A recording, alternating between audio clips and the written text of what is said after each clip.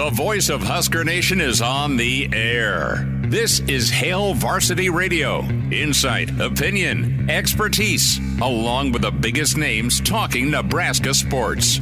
Join in with the show at 402-489-1240 or 1-800-825-5865. Now, here are your hosts, Chris Schmidt and Elijah Herbel.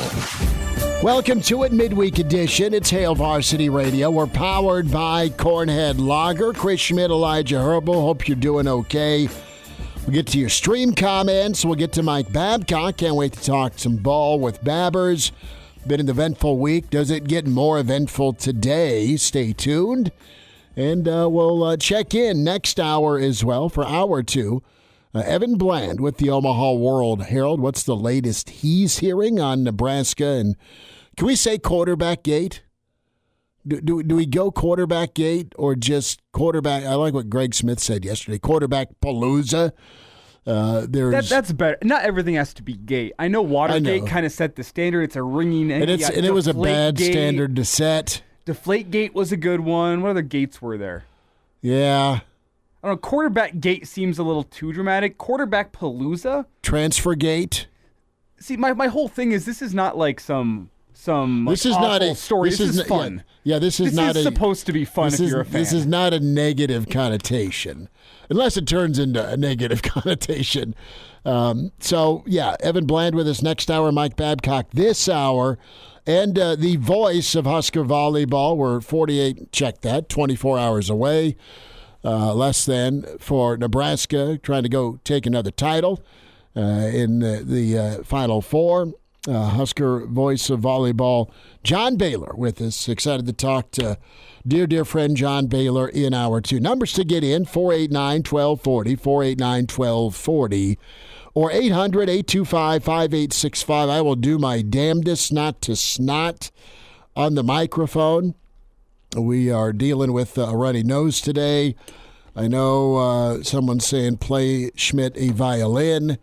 Just letting you know, there'll be sneezes, more sneezes, and me doing some sort of wild hand signal like I'm a Little League coach in the third base box, and Elijah to cut my microphone. Walter chimes in with a better nickname than Quarterback Palooza or Quarterback Gate. Quarterbackmageddon. Yes, I kind of like that, Walter. Shout out to Matthew. He is first. We always try and highlight roll call. You have Bob checking in, and Bob's all in on what the Nebraska quarterback room can look like. Can't wait for McCord. Can't wait for Raiola. Can't wait for Daniel Kaelin. Can't wait for Fleming. All those announcements need to happen. You do not have a decommitment from Dylan Raiola, but that's okay. He'll be in Lincoln on Friday. Fleming has made his way to Lincoln. That's good news. The other thing we need to dive into before we talk Danny Kaelin, Elijah, is some of the options that may present themselves to Nebraska. Options being stud left tackle. Other option being stud wide receiver. You've got a good wide receiver room now. I think Nebraska fans like the upside. Certainly Coach Rule likes what Coach Raiola's done. But two names that have been somewhat tied, certainly friendly, with Dylan Raiola. Well, it should be noted, both these guys, as it stands, they've visited, are committed elsewhere. They are committed elsewhere, but they have visited Lincoln. Yes. Brandon Baker, offensive tackle, right now is in slated to head to Texas. Brother played at Oregon. Ryan Wingo. Where the hell's Ryan Wingo committed? Texas. Ah, okay. Convenient, huh? No, that's fine. I mean, in Sark and company, as much as it grades on Nebraska fans, Texas is damn good this year. Yeah. But Ryan Wingo, top wideout in this recruiting class. Brandon Baker, top offensive tackle in said recruiting class. We're hearing they're keeping dibs on Dylan. And does he offer more than just himself as a flip? I don't know that Baker and Wingo would move, but they've been real interested in trying to be teammates with Dylan at one point in their career. What I have heard today is that some channels of communication have been reopened, and both of those two, their interest in Nebraska has been reignited. Does not mean they're coming. Does not mean they're going to be swayed into leaving their current. I mean, they were both. Let's see, Ryan Wingo, I believe, committed to Texas back in the late summer. Correction, it was October. October he committed. It was Brandon Baker who committed right at the end of September. So they're both Longhorns for a while. But just from what I've heard, their interest in Nebraska has reignited. That's how it was phrased to me today.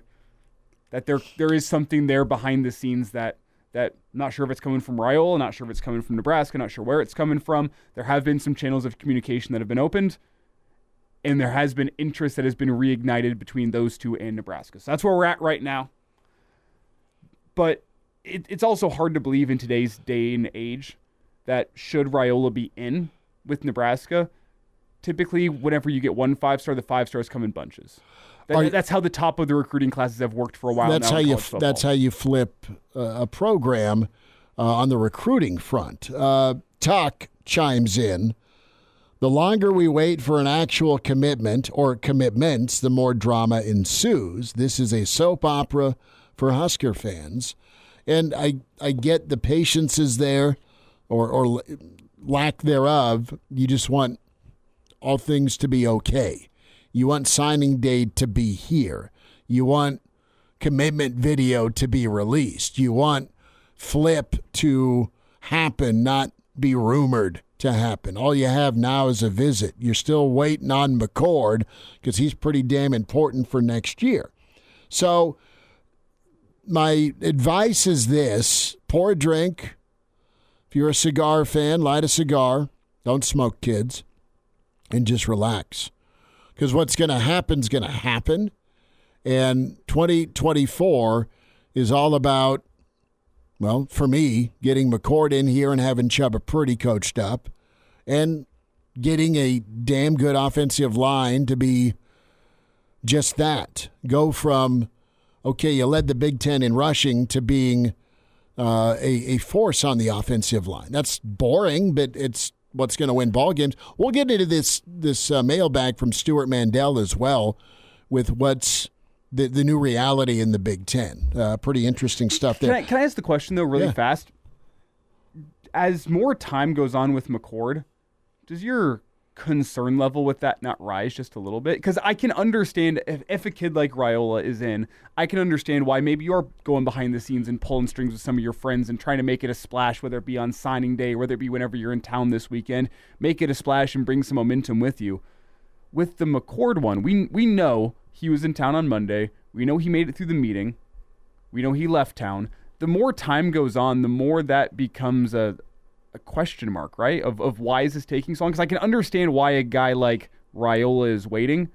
A guy like McCord, whenever you're in the portal, you're looking for your next stop, assuming you want to be the starter next year, every single day you wait, I think my suspicions just go up just a little bit in terms of, are you still deciding? Are you undecided? Are you waiting to take other visits because you're undecided? What is the holdup in this process? Is kind of my question as we reach later into Wednesday. And maybe he puts up something on Twitter tonight, and maybe I'm way off here. This is no inside information from me. This is just Elijah Herbel reading the tea leaves. Maybe you're waiting for Fleming to make it through his visits and be done with that. I don't quite know.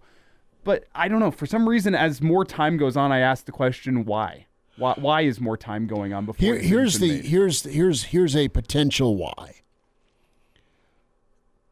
You have two camps. You have the Raiola camp. Mm-hmm. You have the McCord camp. And this is two entities that want the best for said quarterback. And what you hope isn't a 12th hour deal is playing time demands. Because if you go into a season and your here and now is McCord, if I'm McCord and, okay, I've got this freshman phenom that is going to get his 4 games or get time in 4 games, presumably, that's fine. But let's not break rhythm of going out and winning the game. So if I'm McCord and there's a situation where one camp may be demanding a certain amount of playing time or X amount of playing time, that could be a deal breaker for me on the here and now. So if you're McCord, do you look elsewhere if there's playing time demands being wielded? I don't know that there is, but in instances with high-profile quarterback camps, everyone's kind of rooting for their guy to get the best situation. That's one possibility. I guess the heart of what I was saying is a lot of smoke has been out there about McCord and Fleming today. Are they in? Are they out? Mm-hmm. I'm wondering, are they still just undecided? Well, what could change them from being into undecided? Playing time demands. Yeah. 489-1240, numbers to get in. One guy that is taking a trip this weekend to East Lansing is Daniel Kaelin. Daniel Kaelin's been to Sparty a couple of different times on recruiting visits. Jonathan Smith is looking for his quarterback of the future, and Kaelin's a guy that I think could fit well in what I've seen at Oregon State that's going to be moving to East Lansing with the offense. What do we know about Daniel Kaelin in Nebraska? We know that with the folks that cover the football program like we do, the Mitch Shermans, the Greg Smiths, the Evan Blands, that this has been a tough situation, but it's been a situation from the get-go that Nebraska's been up front about where their quarterback, priority's not a great word, but Raiola's a guy that they're wanting to be in on, they're back in on, and as long as that's been a thing, all right, Danny, you're probably our number 2 quarterback on the board.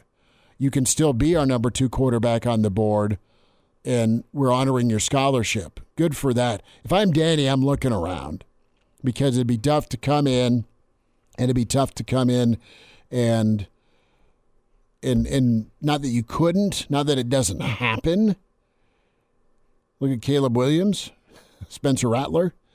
But it's tough to come in and just say, all right, let's look at this room, how crowded the quarterback room is.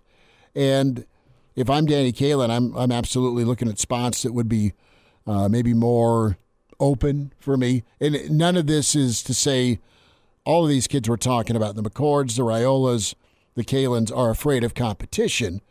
But the rule is this, it's easier now, or it's more able now to go get a guy that's somewhat seasoned at the college level at quarterback because of the portal versus start from scratch at the high school level and hope the kid's a quick learner or can handle the pressures as a young player. Even as a second-year guy, as a first-time starter, that's no walk in the park in most instances. So if I'm Kaelin, I'm keeping my options open.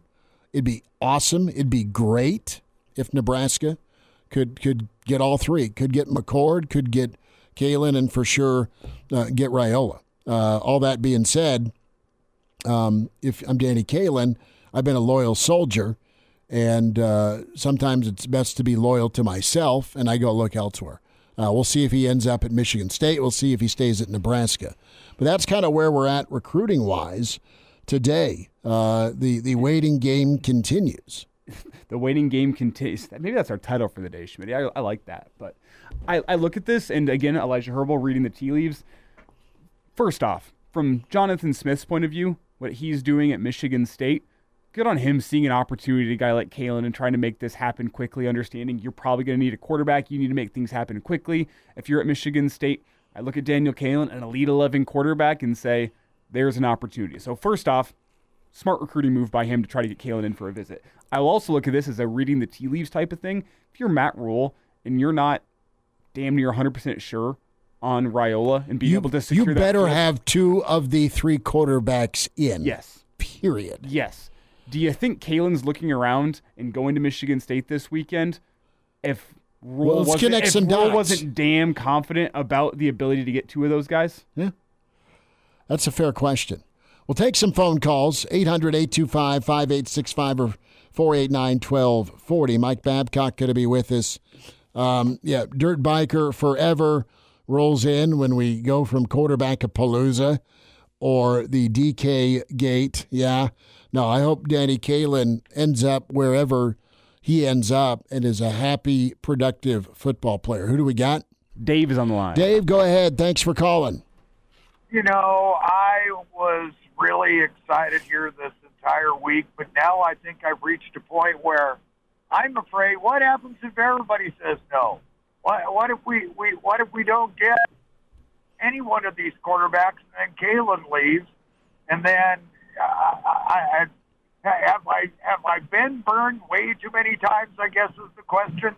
You're fair to be hesitant as a Nebraska fan just based on how close ball games go, let alone the love and war that is recruiting, that is NIL era, that is flip at the last minute era.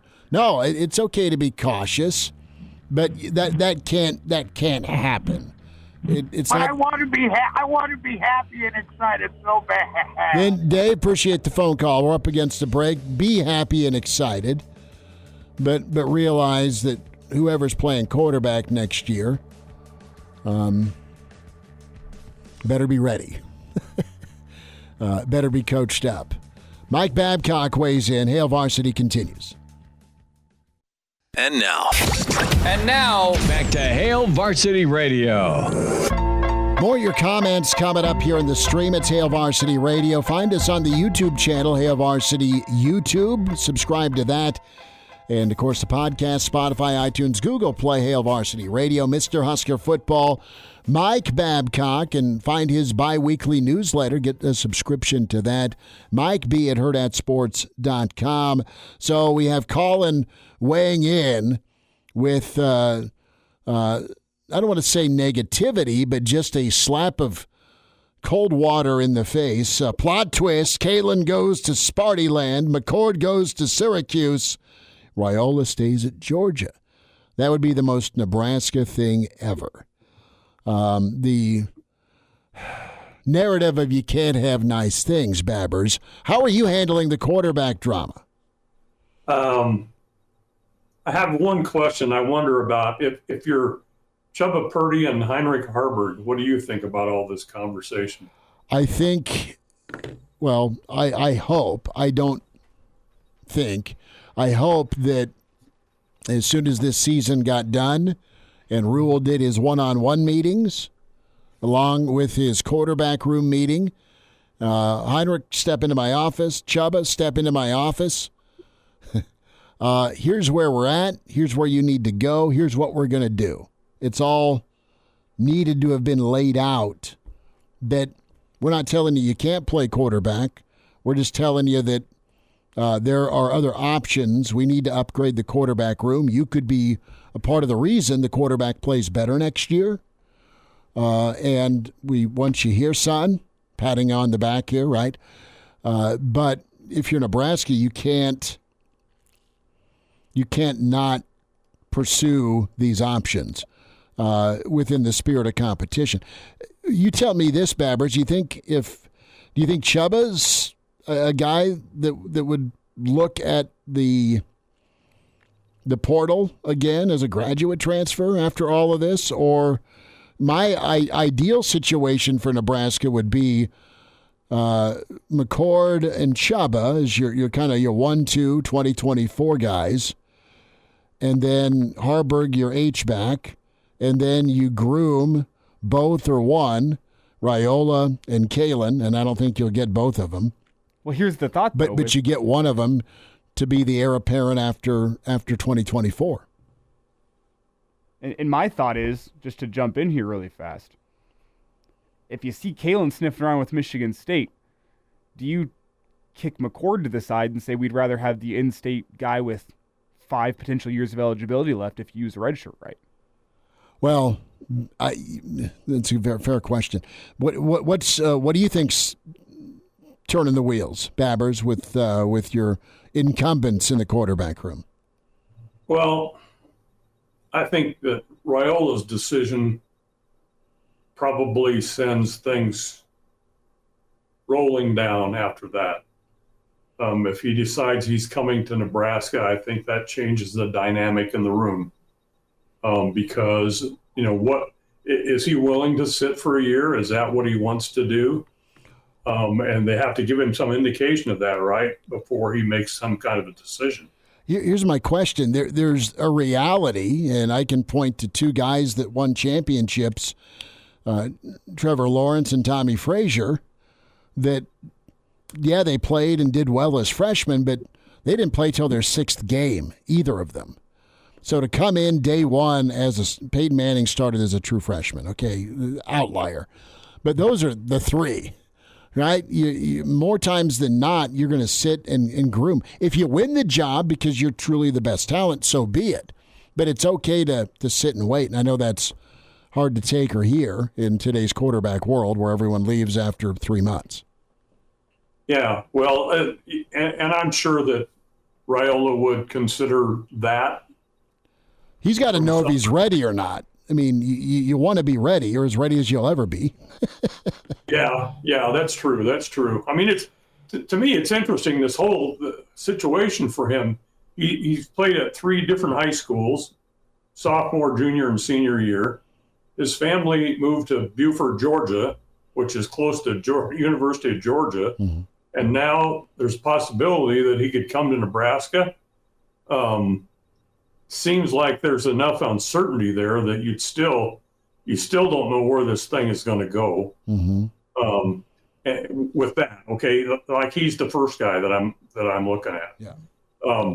McCord, what is his situation? He would be convinced, I guess, that if he came to Nebraska, he'd be in a position where he could be the starter this season, right? If he earns it. They have to earn it. Exactly. But that's why he would come here. And if he does come here, then if you're Kaelin, you're looking at whether Raiola does come here as well, because if Raiola does, then I think Kaelin is probably going to make a decision to go somewhere else. And as the people have posted here, if all 3 of them were to leave, that's where I bring in the question of, what's the mindset of Harburg and Purdy when all 3 of them don't come here, none of them come here, and you basically said, we're looking for somebody to replace the 2 of you. Sure. And it's that way every year when it comes to recruiting or portal or JUCO. But what was the old line that you told me a long time ago, Mike, from dear old Bob Devaney? We're with you, win or tie. Oh, yeah. That was the support he got. Right. So you come back into that quarterback room. We're with you, win or tie. Yeah. Mike, what's your take just on this saga as a whole? And I specifically look at Raiola and Kaelin, the high school guys potentially coming in. Is this the craziest saga since Tommy Frazier? How far back do you have to go in terms of recruiting drama that we're seeing this week to find any sort of comparison? Boy, I don't know, because it's so different. The dynamic is so different now with NIL and transfer portal and all that sort of thing. It was a big deal when Nebraska got Tommy Frazier, and I remember there was a story about Kevin Steele, went down and he was playing cards with Tommy's mom when somebody else came to visit him. It came down to Clemson and Colorado, I think, didn't it? With Tommy? Yeah, Colorado. I was told that he had committed to Colorado, and everyone was excited, but Bill McCartney failed to inform his offensive coordinator, i.e. Gary Barnett and Jerry DiNardo, that, hey, I'm switching offenses. They went to that 1-back, 3-wide set, and Colorado fumbled away Tommy Frazier because he was going to go to Colorado, pretty sure. And Nebraska's like, dude, we'll run the option. We're here for you. Yeah, they Colorado and got another quarterback. Yeah, and his name was Coy Detmer, who had the worst end zone dance in the history of the NFL. Yeah. So I think that was pretty dramatic, that to get Tommy. But you go back even further than that. I mean, Steve Taylor, that was a big deal to get Steve Taylor. Mm-hmm. And Turner Gill, that was a big deal to get Turner Gill. It came down to Nebraska and Oklahoma for him. And anytime that came to be, boy, we got to get this guy. Mickey Joseph, it came down to Nebraska and Oklahoma, I think. It was a big deal at the time. So there's been drama, but I don't think anything like this. I mean, you've got so many people involved in this situation. You got Kaelin, who's already committed, and now he's taking a visit. You got McCord, and you got Raiola. I mean, I don't remember a time where there's been this many that we were aware of. There could have been in the background, but this is a dramatic thing, I think. Mike, do you agree that Nebraska couldn't stand or sit pat with the way the quarterback situation currently was? Well, I think, the things that Rule has said, I think that it's pretty obvious that Nebraska needs to go after somebody to fill that role that they feel comfortable with.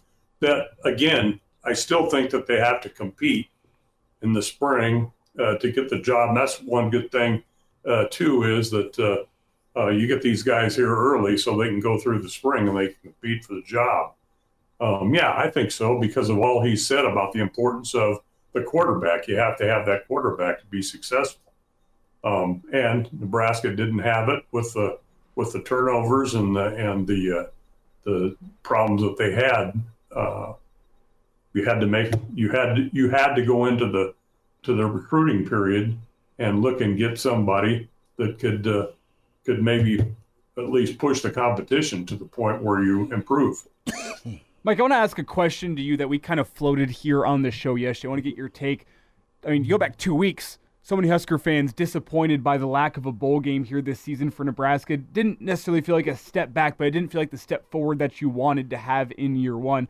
If Nebraska does, in fact, land Raiola, and he is the guy moving forward at the quarterback position for Nebraska, is that better than a bowl game? Is that at least as good as a bowl game? What's your take on what that would mean for the long-term success of Husker football?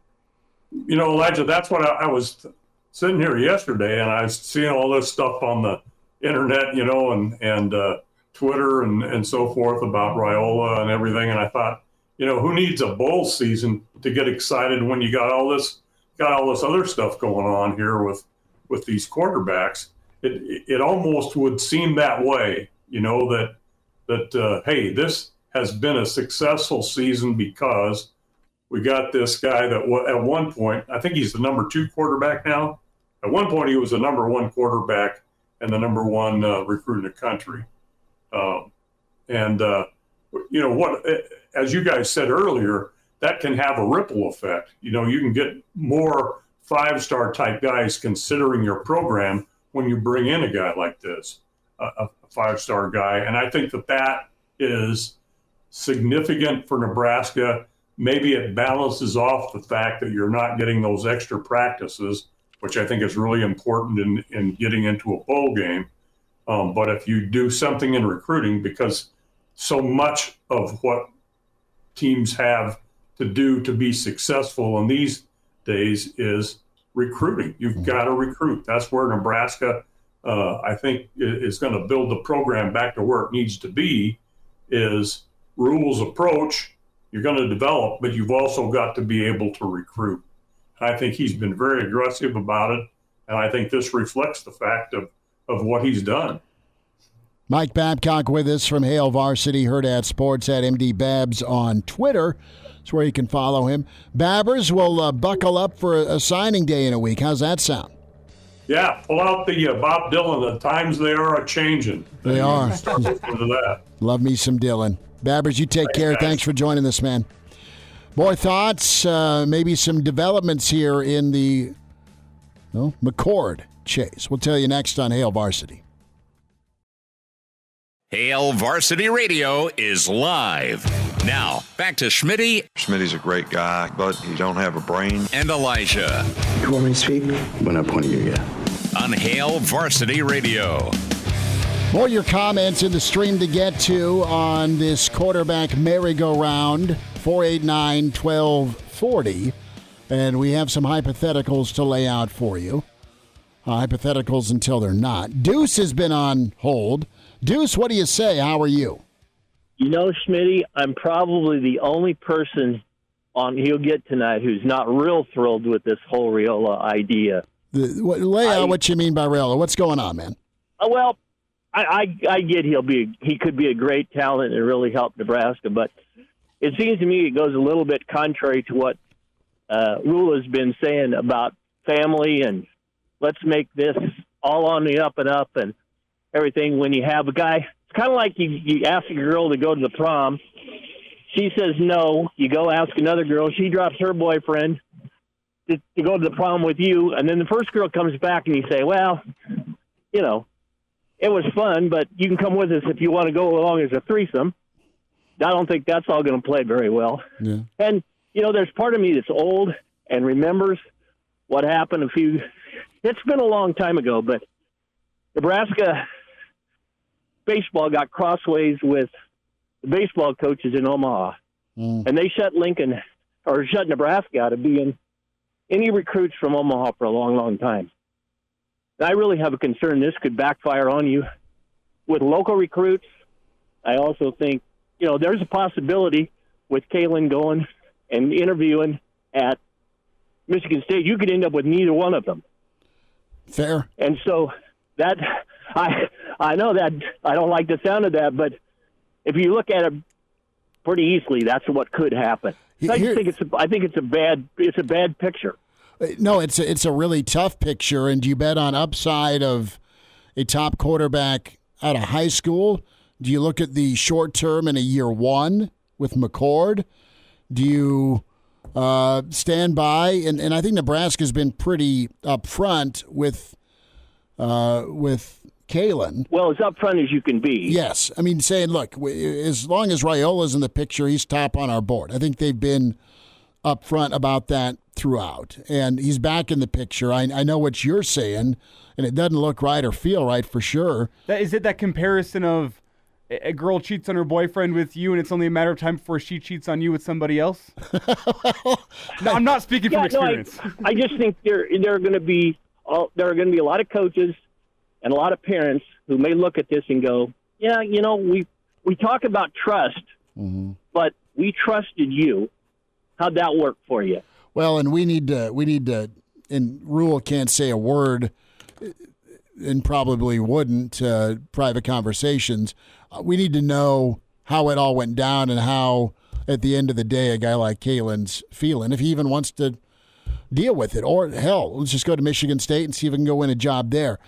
The question is, why should you have to? Well, because the top quarterback in this class is potentially available to you again. Do you think he stays here 4 years? I don't. No, he comes here and he stays here 2 years, and now you've burned those bridges, and you had 2 years of him.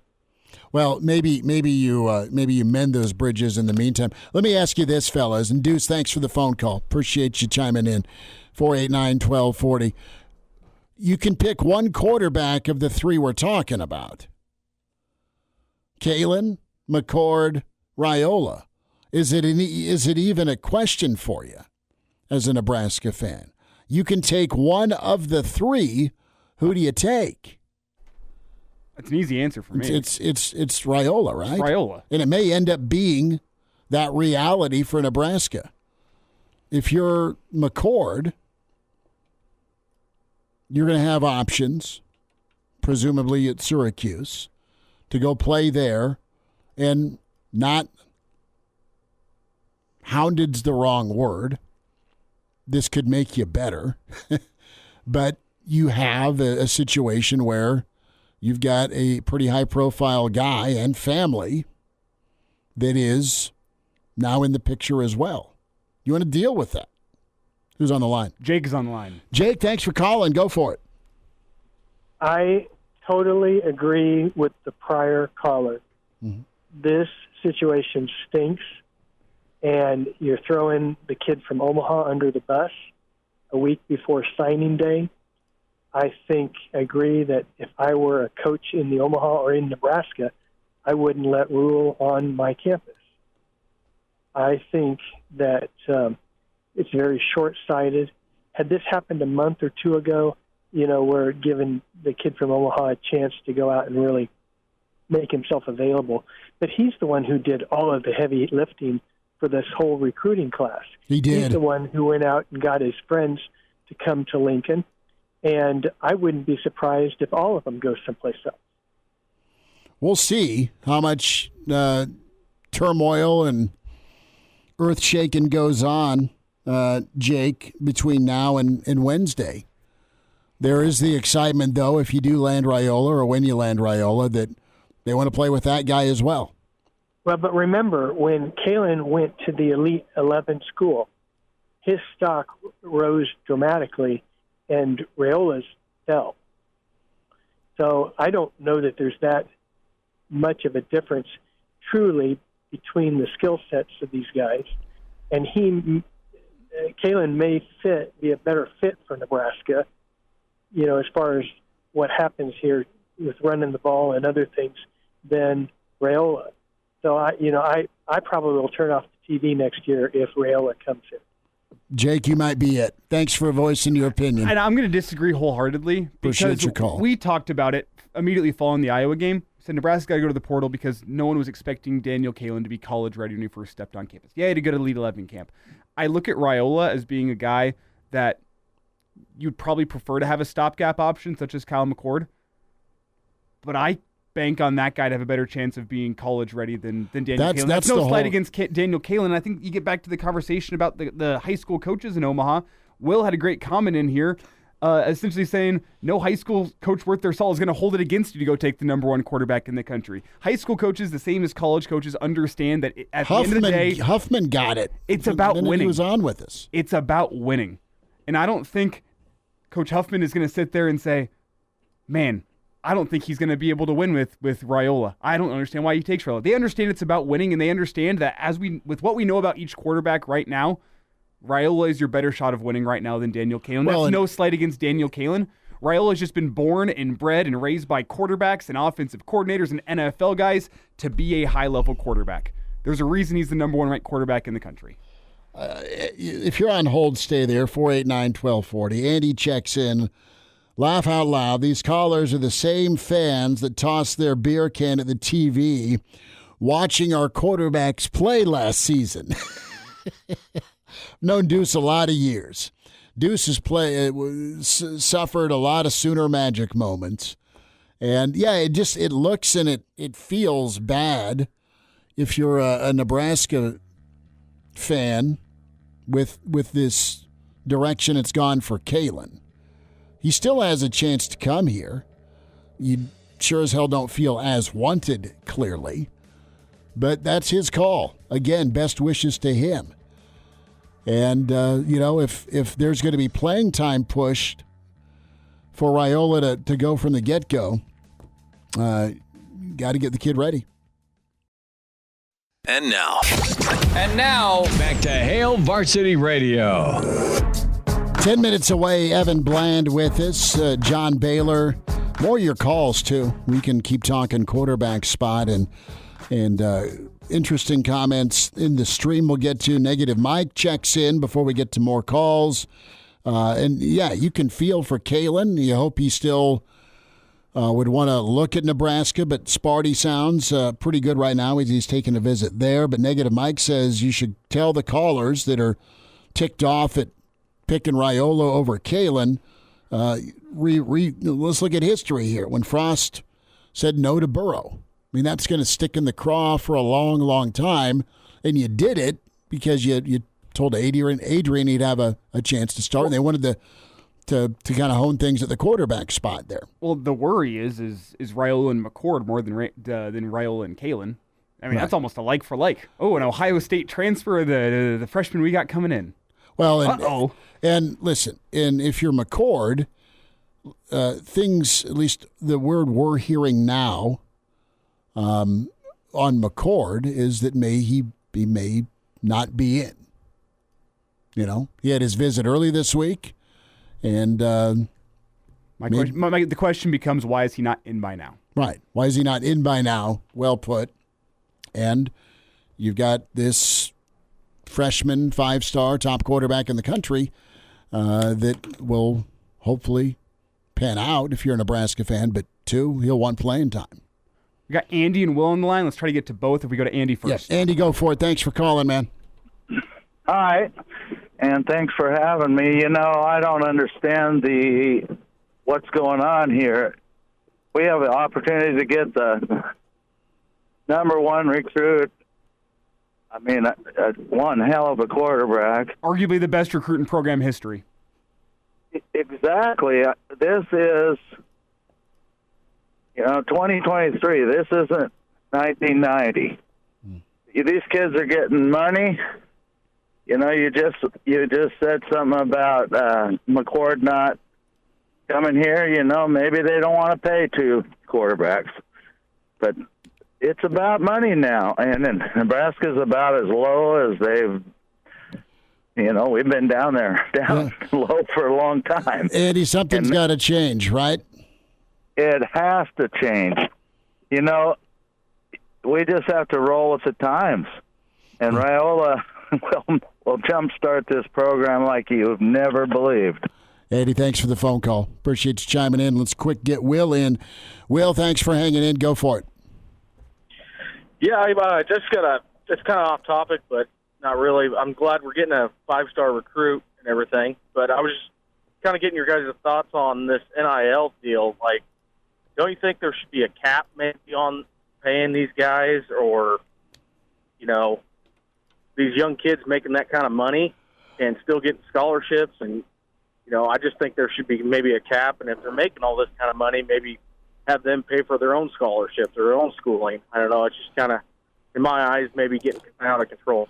Will, you said it perfectly. Thanks for the phone call. We're up against a break. Appreciate the input. It is out of control.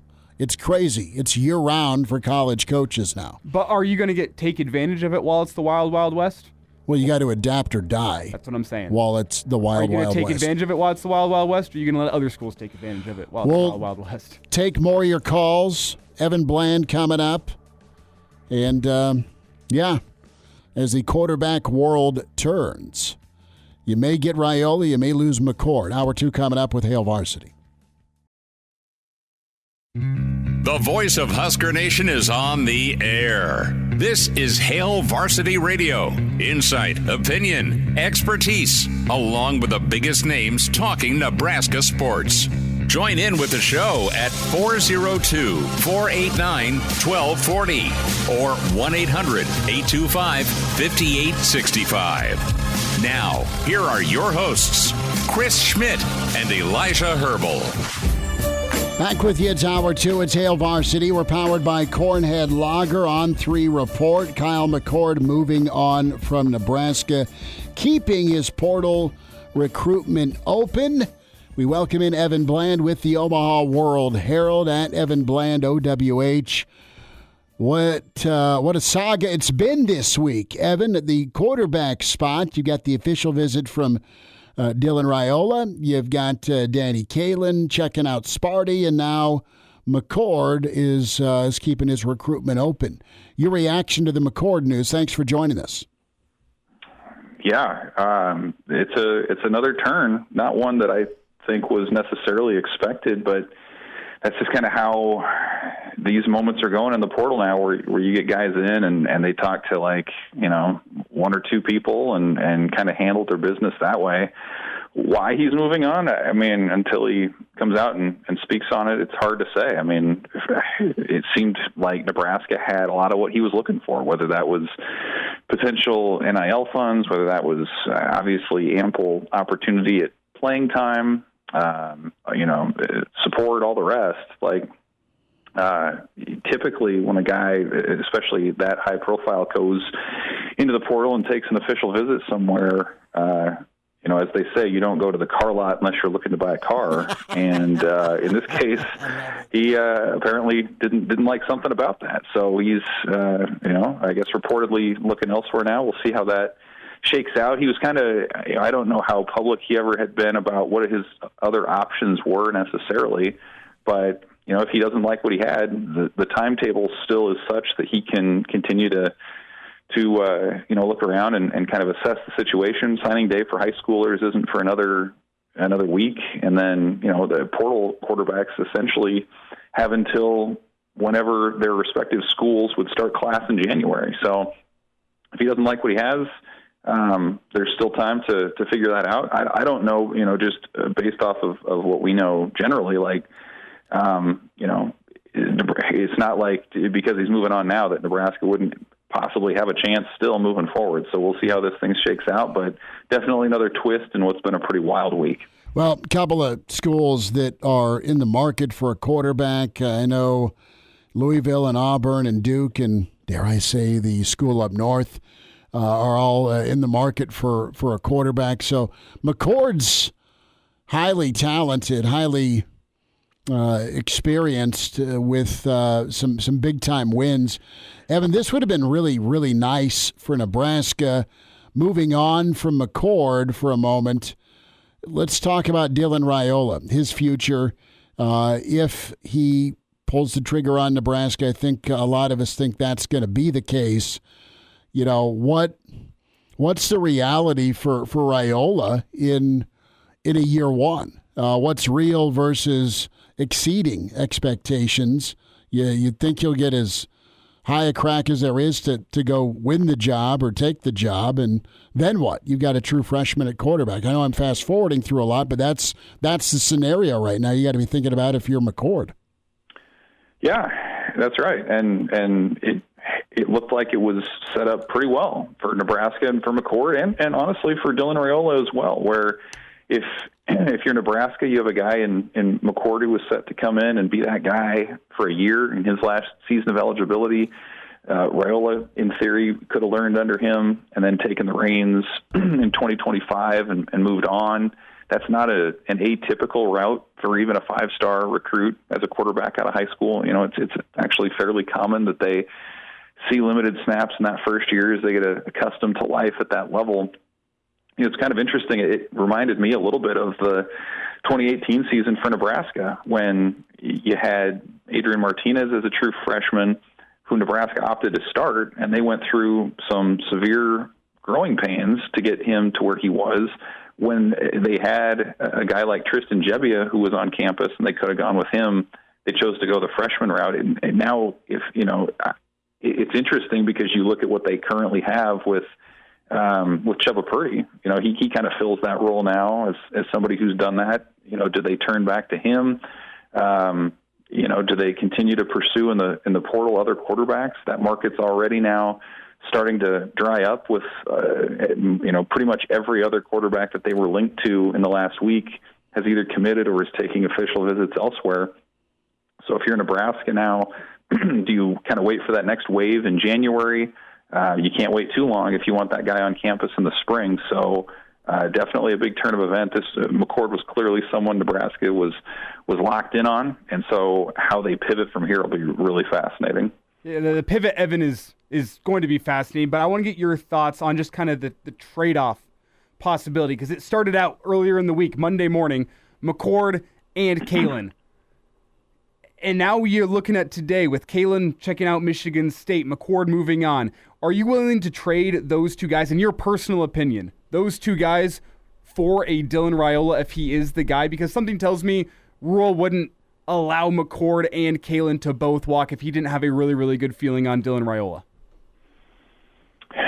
Yeah, I mean, and so much of this stuff is yet to come to light, and we'll kind of figure that out as we go. But yeah, I mean, I think if you have a chance to get a guy as talented as Dylan Raiola is on campus for, again, the portal makes everybody a free agent every year anyway. But if you had him for 3 years before the NFL, yeah, I think that you do that. You bring in that guy, and if you lose out on your bridge quarterback that it looked like McCord could have been, so be it. And again, like you still have a guy like Purdy who has 2 years of eligibility left, who's more of a veteran. If you want to give Raiola a little bit more of a soft landing and not put him out there right away, as a true freshman. But he's the kind of guy that can change a program. And yeah, if you're Georgia, you bring in a handful of 5 stars every year, it's not the end of the world. But if you are Nebraska and you've been starved for a playmaker, especially at a position of weakness, the quarterback has been for Nebraska, it's major news. And this is a guy who, when he settles in at Nebraska, is going to change the way that defenses play against the Huskers, just because of his arm strength. I mean, he has a legitimate big arm. He can make all the throws. He's the guy that you want to have, and maybe you don't have the depth that you're looking for. Maybe you don't have that long runway for a redshirt season right out of the gate. Maybe you do. But yeah, I think if you can get a guy of that caliber into your program for multiple seasons, and you can start building something in the Matt Rule era, I think it's an opportunity you got to take. Evan Bland with us from the Omaha World Herald at Evan Bland, OWH on Twitter. It's where you can follow and read Evan. So we've kind of laid out the quarterback spot, and as the world turns with that, you've got Kaelin. Let's focus in on Danny for a moment. And, what's your feel? What's your read? What's the feedback you've gotten? We've had a lot of callers going both ways here. One, you don't blink at the chance to get Raiola. Others feel that Kaelin wasn't given the respect or the backing that he needed as a guy who flipped from Missouri to come in once the Raiola experiment kind of fizzled out in May, going back to last spring. What do you think of this whole thing with Kaelin, Michigan State, and Nebraska right now? Yeah, it's unfortunate for sure. It's just kind of the reality of major college football recruiting and just kind of how the sport's going right now. And Kaelin was an interesting one. He's like you said, he's been on the other side of this already. Where when Raiola committed to Georgia in mid-May, he backed off his Missouri pledge and went with the Huskers. And now that it's going the other way, even though reportedly Nebraska is still willing to honor his commitment, he's putting his highlights on social media, and he's taking that visit to Michigan State as he should, and keeping his options open. And again, he's somebody who doesn't necessarily have to lock in his decision in the next week. There is still the regular traditional signing date in early February. He can take this thing into January, potentially, and talk to schools. There are a lot of schools out there that are starting over with new staffs and new coaches, and there'll be an opportunity for him, and he'll certainly get overtures from other places, and he'll have to listen to all that. But yeah, it's unfortunate because Kaelin, in his own right, is a high-end prospect. I mean, he was an Elite 11 quarterback, obviously an in-state kid who knows this place well. He was a major factor in a lot of the commits in this 2024 class, settling with Nebraska. I mean, I was just kind of looking back again, even today, like you start looking back on some of the things that other commits have said, like Carter Nelson and Grant Bricks, and you can kind of go down the line. Kaelin was the guy who was kind of the peer recruiter, the lead guy, the ambassador for that class. So how does that sort of what's the response within the class now that the Kaelin's looking elsewhere and potentially Raiola's coming back? So a lot of moving pieces. He still has some decisions to make. He can't rule out anything at this point. But yeah, I think ultimately it's just a reflection of where the sport is right now, and maybe an old-fashioned sort of late twist in the process. Evan, we have some people in our comment section on our live stream right now essentially saying Nebraska is playing the roulette wheel with three different quarterbacks. You never know how a quarterback's going to turn out once you get to campus. Do you think that's true, or do you think there's a tier, a hierarchy of these quarterbacks in your mind or in Nebraska's mind? Well, I mean, yeah, if you're going to entertain Dylan Raiola to come back at this stage of the game, I think it's pretty clear where they value him, right? Like if you're going to upset the apple cart, so to speak, he's got to be pretty high on that list. I still believe that they think very highly of Daniel Kaelin. He's been around the facilities a lot this fall, and was somebody that they respect as a player and a person. And the portal aspect is a little bit different. I think there was sort of a speed dating element to it. I mean, Nebraska kicked the tires on a number of different quarterbacks, and McCord was certainly one of those, but it doesn't appear that there was necessarily a long-term relationship before even this month.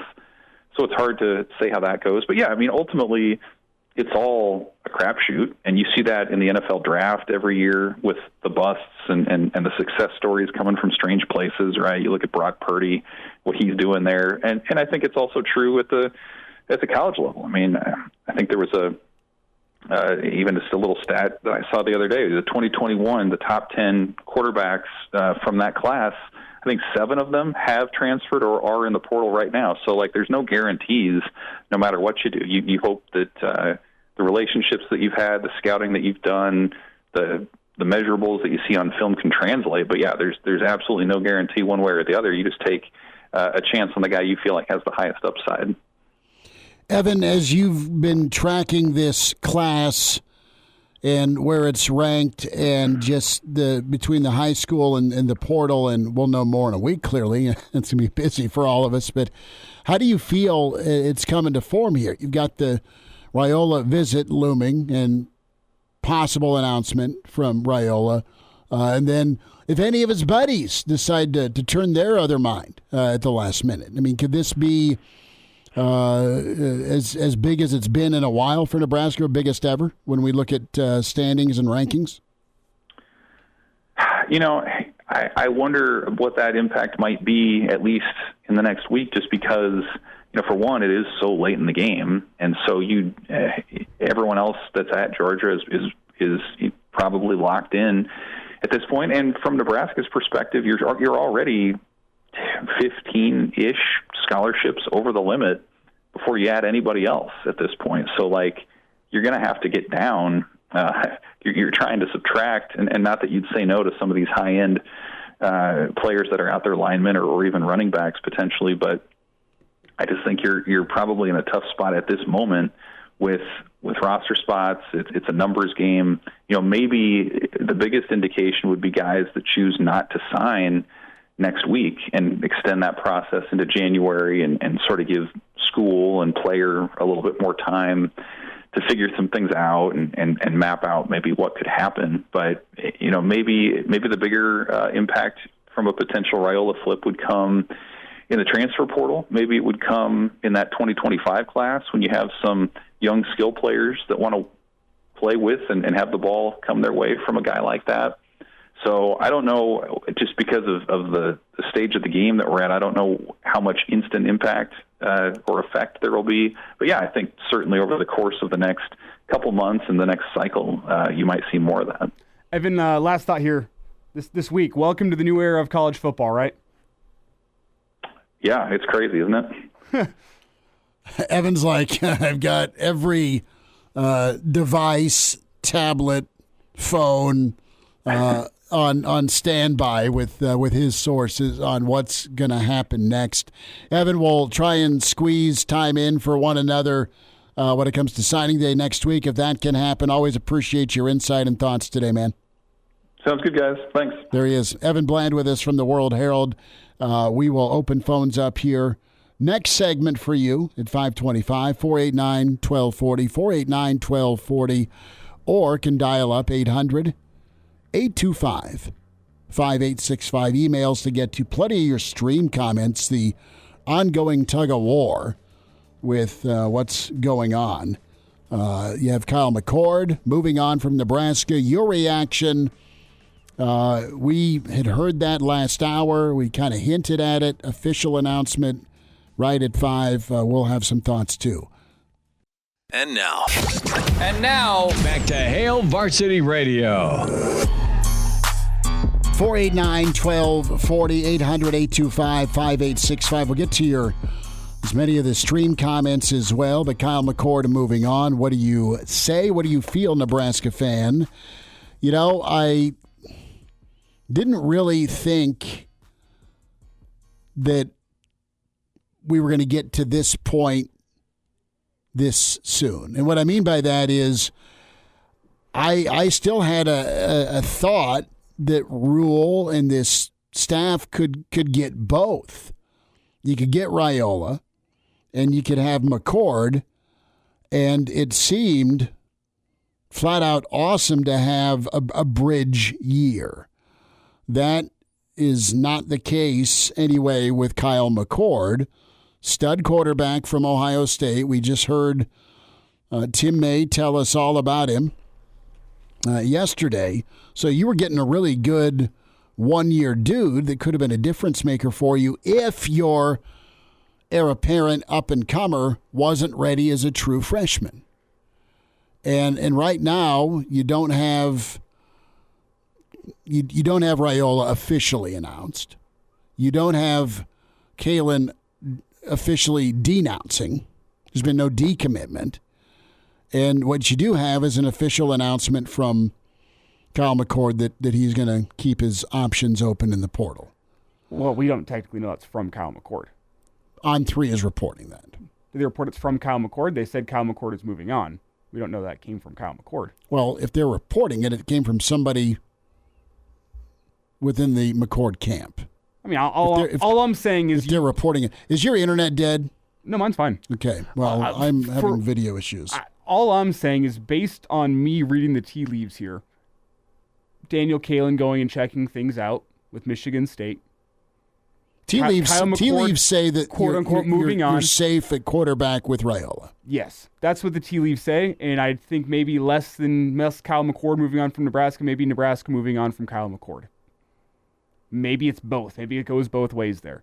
But just because it's being reported Kyle McCord moving on from Nebraska doesn't mean it couldn't be the other way around. No. Nebraska moving on from Kyle McCord. That might be my feel here. You've got to pick behind. You better be damn right if you're going Raiola over McCord. You better be damn right. Well, in the short term and the long term. Who's with us? Will, thanks for hanging on. Will, go ahead. Yeah, I'd be lying if I said that I thought we weren't getting Kyle McCord when I woke up this morning. It felt pretty clear that there was something that was going to work out there, that was a pretty nice match, whether you were getting Dylan or not getting Dylan. But I agree with Elijah on the tea leaves. It seems to be telling you the story that we all think we know at this point. Mm-hmm. Whether, Dylan actually signs on signing day next week or not, seems like that's where we're headed. The question then, I think, we've had some great discourse on this show over the last 2 hours with different callers and stuff like that. And I just wanted to speak really quick to the commentary on Kaelin, and everybody's talking about how, the staff is doing them a disservice. They're, burning bridges with coaches and all this kind of stuff. And it's really fascinating to me because wouldn't the staff be doing Kaelin the favor by saying, hey, man, we've got this guy coming in and, we're going to let you guys compete. But the truth is, if you're trying to go start sooner or now or whatever, we're going to honor your commitment, but we also encourage you to keep your options open and stuff like that. You'd think that's probably the preferred route from a high school coach or something like that your staff is being honest with their kid as opposed to just stringing them along. Because obviously Nebraska wants insurance, especially if they had any inkling that McCord wasn't going to come or was going to keep his options open or something like that. And I just think that's a testament to the staff on that front, that the kid is at least going to even take a visit before signing day and so on. So, no, I think the staff is listen, we are not privy to staff conversations, and they can't talk about recruits anyway. So I think this staff has been upfront and honest with about every kid they've come across at Nebraska, and I think it's a two-way street, and you want Kaelin to feel wanted and not cast aside with a prettier girl, so to speak.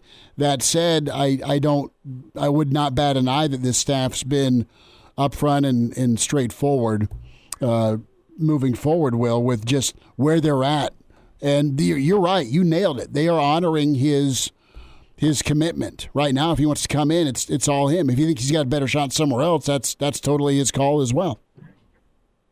And on the flip side, like we said, as much as I want to keep these relationships with, Bell West or some of these schools that we want to tap into in the future, our in-state relationships and all that stuff. You got to think about the whole. You guys have been touching on it a little bit, but guys like Brandon Baker and Ryan Wingo, 5 stars who have been on Nebraska, linked to Dylan Raiola, and maybe chose elsewhere because he chose elsewhere also.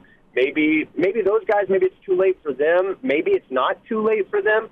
Or maybe the next guy, whoever the next Ryan Wingo is or the next Brandon Baker who are interested. You guys have touched on it, but it certainly feels like once you get that quarterback position figured out, there's options. And also, the reaction on McCord will be like, woe is me, woe is Nebraska, same old Nebraska, doesn't get their guy, okay, like it's all going to go to hell now and all this. But the truth is, let's not bat an eye at Dylan Raiola coming in and starting from day one. This isn't, one of our past quarterbacks. This isn't Adrian Martinez. It's not one of these guys. And no disrespect to any Nebraska quarterback of the past, but this is a different breed. This is a true blue chip prospect, and if he has to start from day one, he can. That's the thought when he gets signed and sealed. Hey, good phone call, bud. Yeah, we'll appreciate you. 489-1240. We'll get more of your phone calls in. And he brings up a great point. Send me a link. Already did. Okay. Already good did. work. Good work. I did bring that up.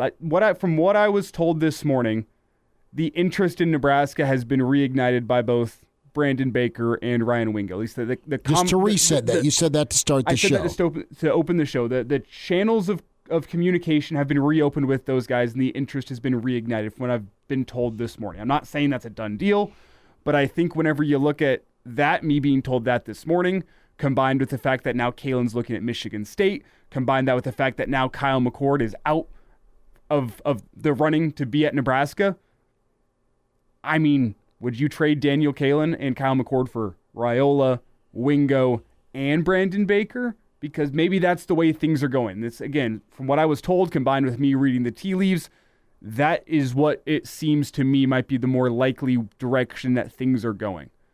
That it's rare in today's day and age that a 5-star comes alone. I guess we'll just say that. 489-1240 to get in. Get to more of your comments on the way. And, it's interesting, and Zach's got a comment here. I'd love to know if Chris would take a big Zach, reset this for me here. What you're trying to say, take a radio station had predominant number one, or tell him to fight for it when he has other offers. I think it comes down to the personality, quite frankly. Craig says all chips in on Raiola. Rule is taking one heck of a gamble if you lose Chuba, one injury away from an empty quarterback room. I mean, there's all sorts of what ifs we're playing right here. So there we go. Who's with us? Jake is on the line. Jake, thanks for calling. Go for it. Hi, it's DJ, actually. Sorry, not Jake. You just told me Jake. DJ, go for it. You're up, bud. Well, I agree with you, Chris. There's definitely a lot of drama and things going on right now. And, for someone who lives on UNL campus and interacts with some football players here and there, I won't say names or nothing, but, I know sometimes things are going on. And, this whole quarterback situation, it's been very interesting to say the least. I definitely was not expecting Kyle McCord to come around, but it's been very interesting to say the least. I think Kyle McCord backing out is not the end of the world. We kind of are in a college football world where kids, now have the advantage of money to make to decide those things for them. I wouldn't be surprised if Kyle McCord backed out because maybe he didn't like what Nebraska was offering him, or maybe because it was because of Dylan Raiola. It could have been anything, or maybe he just felt like Nebraska wasn't for him. Maybe he didn't feel at home here. And, in the end, he's his own man and he makes his own decisions.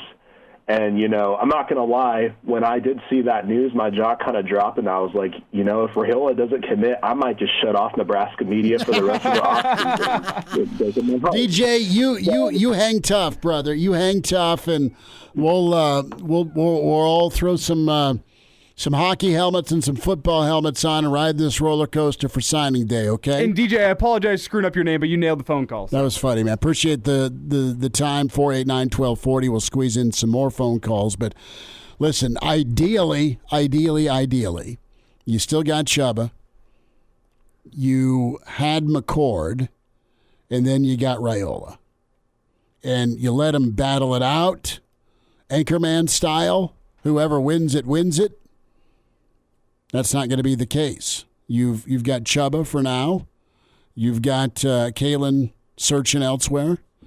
You have Raiola that's visiting that you think's going to be in, or again, the tea leaves say, if everyone else is looking elsewhere, McCord and Kaelin, Raiola in. You would like to think so. Who's with us? Jack. Jack, thanks for calling. Go for it.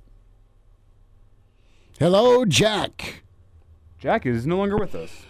Jack was trying to hang in. We'll try and get one more phone call in. 489-1240, 489-1240 to dial in with Hail Varsity.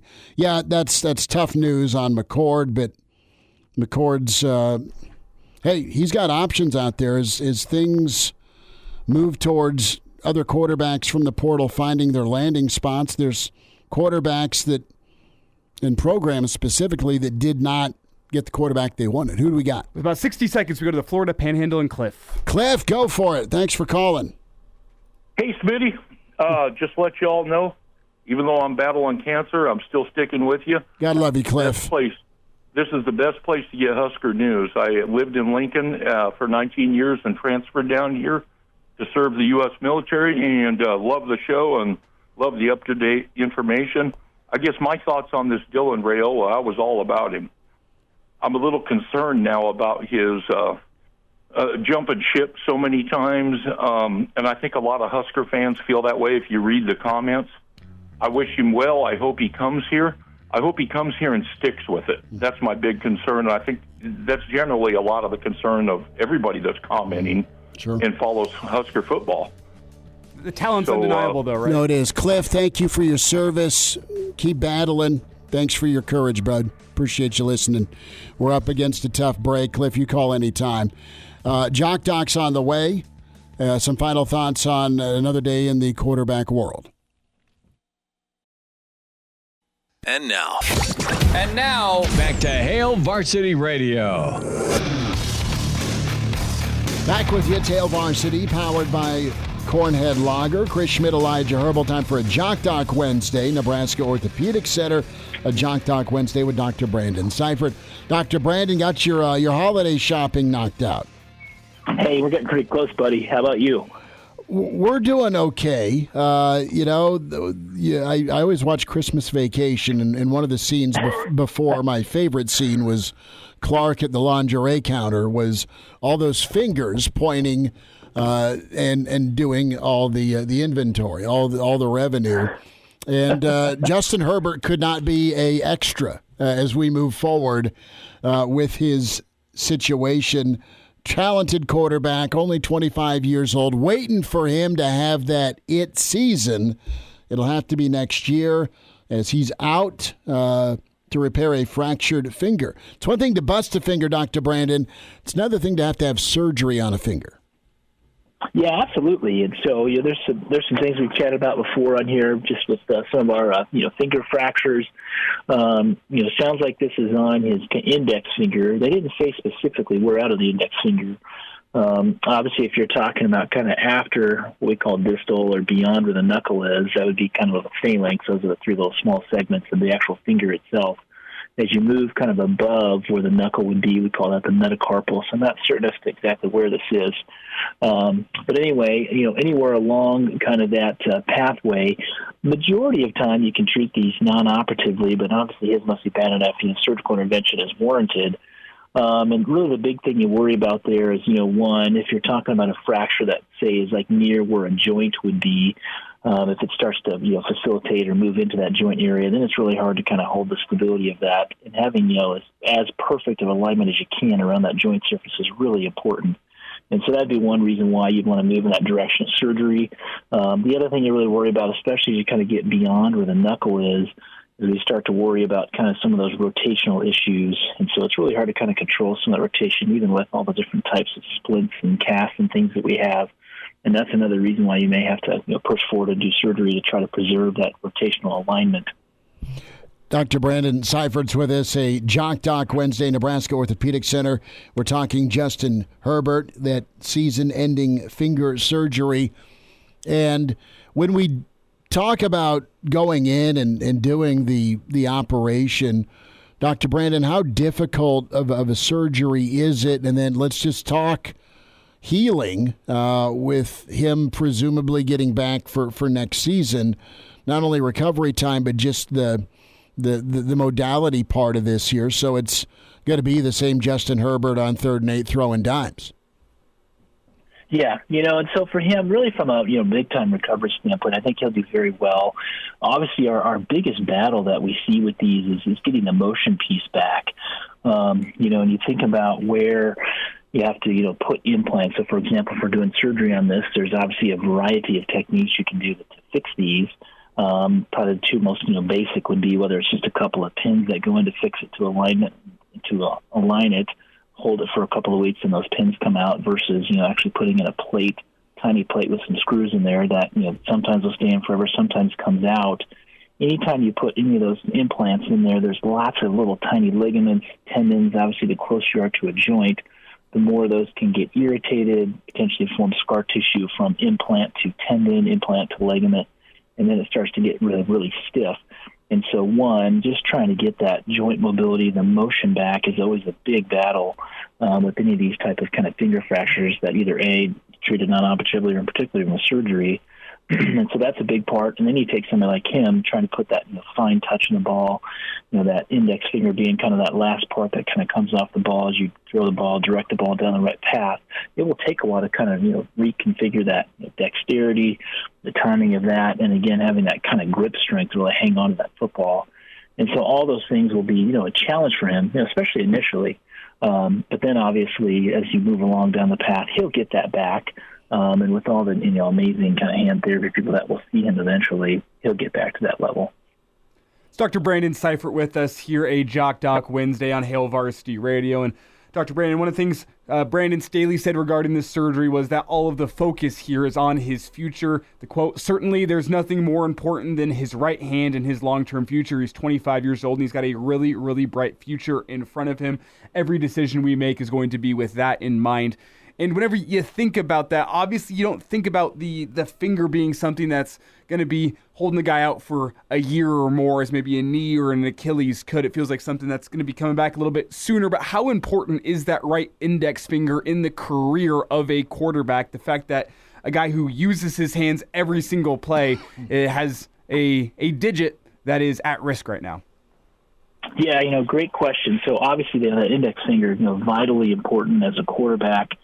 And so, wanting to make sure that you restore that, correct rotational alignment, wanting to make sure that there's not incongruity about that joint surface so you can, preserve as much motion, preserve as much kind of normal biomechanics for him as possible is really, really critical. And so that part's going to be key, and then they will do that. And then, as for kind of that return to play, I still think, his ceiling's very high. He's going to get back. He's going to do well. The thing you worry about with these is, unfortunately, they've kind of made that decision already about, hey, we're going to shut him down for the season. When you start trying to rush this process, that's where you potentially could get into trouble, especially for somebody who's going to rely upon that index finger in that hand so much for what he does. Kind of different if maybe defensive lineman, inside linebacker type. But as a quarterback, so having an opportunity to kind of shut down the season, take the time he needs to get better is really critical for him. Again, you start pushing back with these pretty hard, and then you start to worry about, okay, is this thing really healed before you put it back in the field? Could you re-break? Do you try to go back before maybe you've completed that rehab where you just haven't quite got all that motion back? And then there's kind of a critical threshold there where you really need to get that motion back before it just kind of is what it is and you can't go any further. So if you're on one of those kind of aggressive return-to-play programs, it's sometimes hard to kind of get that kind of final piece of motion back before you start playing. And if you don't kind of get it back before then, it's sometimes really hard to really eventually get that range of motion back. Well, Dr. Brandon, we know he's not going to return to play until next season, but what can you say about how long it's going to be before he can throw a football again, pick up a football again, see himself back on the practice field? At what point is that going to be a possibility for Justin Herbert? Yeah, I would say for him, he's probably back, doing a little bit of some throwing, probably around that 6-8 week mark, again, depending on kind of how extensive this fracture is, also just depending on kind of the stability of it. If it's a fracture that's really kind of near or, transitioning into that articular surface, the joint surface, then they may go longer. That could be 8 to 12 weeks before he starts throwing a football. If it's more kind of along what we call the diaphysis, kind of the longer part of the bone, not involving the joint, and they feel like it's a pretty darn stable injury, then he'll probably be back throwing, I would say, 6-8 weeks. Dr. Brandon, as we wind down, Dr. Brandon Seifert with us, Nebraska Orthopedic Center, Justin Herbert, our topic. Have you seen guys have problems coming back from this with their throwing hand? Yeah, the time I would see an issue with these, again, it really boils down to, one, taking enough time to let it heal, and then two, just, being aggressive enough early, at least with the motion part of it. So having somebody really on that guided therapy program where they're following it very closely and you're kind of starting that passive, gentle motion, fairly early in that rehab protocol. That's the main thing. You kind of hear us keep harping about this, but really that being able to have those tendons move freely, that tendon excursion, and being able to have that joint, start to move freely very early is really critical to getting these things to heal and to get them back to the functional level that you really want to be at. Dr. Brandon, we'll get caught up again next week. Thanks for a few minutes today. Sounds great, fellas. Take care. And now, back to Hail Varsity Radio. Another eventful day in the quarterback world. Understatement. Back tomorrow at 4 with Hail Varsity. Big thanks to all of you who've chimed in. And you know what? No Kyle McCord. We'll see if he ends up maybe at Syracuse or Rutgers. His recruitment is open.